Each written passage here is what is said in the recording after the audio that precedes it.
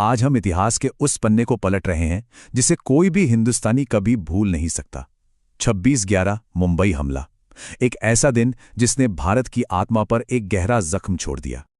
16 साल पहले ठीक आज ही के दिन सपनों के शहर मुंबई पर एक ऐसा कहर टूटा था जिसने मौत और तबाही की एक लंबी दास्तान लिख दी।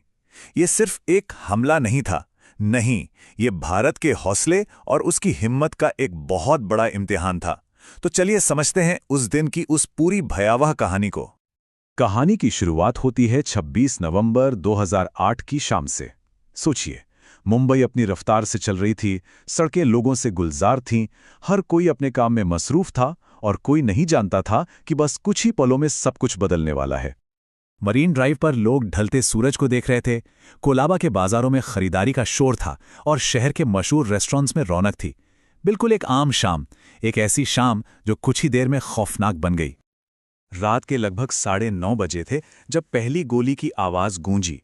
पहले तो लगा कि शायद पटाखे हैं, लेकिन जब गोलियों की आवाज़ बढ़ती गई, धमाके होने लगे, तब शहर को एक भयानक सच का एहसास हुआ कि ये कोई जश्न नहीं, ये एक हमला है। इन आतंकवादियों ने शहर की कुछ सबसे जानी-मानी जगहों को अपना निशाना बनाया। उनका मकसद बिल्कुल साफ था, ज्यादा से ज्यादा लोगों की जान लेना और पूरे मुंबई में डर और दहशत का माहौल पैदा कर देना। छत्रपति शिवाजी टर्मिनस यानी CST, यहां पर जो हुआ वो बेहद क्रूर था। हमलावरों ने AK-47 से वहां मौजूद हजारों मुसाफिरों की भीड़ पर अंधाधुंध गोलियां बरसा दी। वो स्टेशन जो हमेशा जिंदगी से धड़कता था, एक पल में मातम में डूब गया। 58 ये सिर्फ एक आंकड़ा नहीं है, ये उन 58 जिंदगियों की कहानी है जो उस रात उस स्टेशन पर हमेशा के लिए खत्म हो गईं। और सोचिए, सैकड़ों लोग जख्मी हुए और न जाने कितने लोग आज भी उस सदमे से बाहर नहीं आ पाए हैं। ये मुंबई और भारत के लोगों पर एक बहुत ही बेरहम हमला था। इस कत्लेआम को अंजाम देने वाले 2 लोग थे, अजमल कसाब और इस्माइल खान। ये दोनों पाकिस्तान के आतंकी संगठन लश्कर-ए-तैयबा के सदस्य थे। इन्हें खास तौर पर भारत पर हमला करने की ट्रेनिंग दी गई थी और ये किसी भी कीमत पर अपने नापाक मंसूबों को पूरा करने आए थे।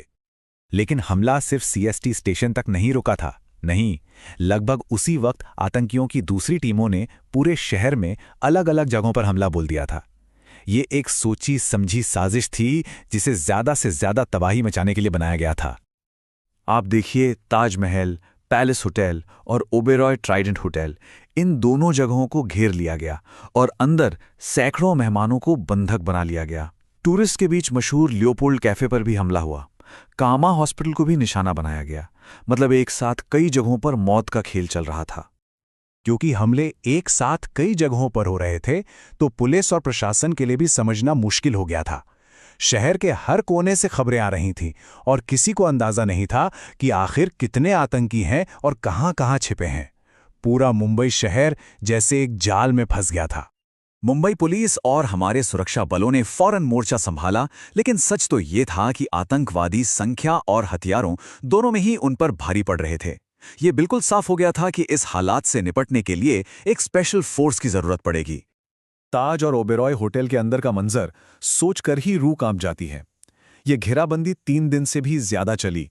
आतंकी पूरी तैयारी के साथ आए थे और उन्होंने हमारे सुरक्षा बलों को एक जबरदस्त टक्कर दी।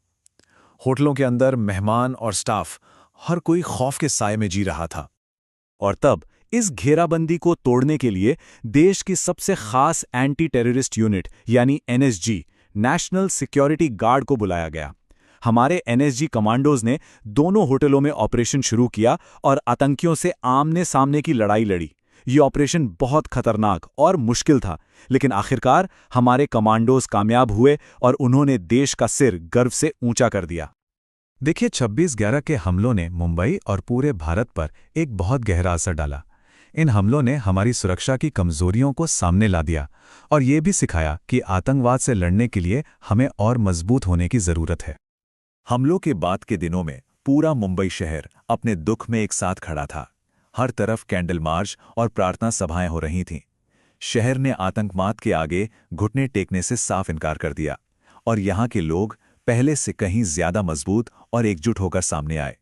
यही है मुंबई का जज्बा, यही है भारत की आत्मा। तो 16 साल बाद आज जब हम पीछे मुड़कर देखते हैं तो 26/11 हमें बहुत कुछ याद दिलाता है। ये आतंकवाद की भयानक ताकत की याद दिलाता है, लेकिन साथ ही ये इंसान के हौसले, हमारे सुरक्षा बलों के सर्वोच्च बलिदान और हमारे देशभक्ति की भावना का भी एक सबूत है। मुंबई शहर उस हमले से उभर चुका है और यहाँ के लोग इस बात की मिसाल हैं कि नफरत और हिंसा पर हमेशा प्यार और एकता की ही जीत होती है।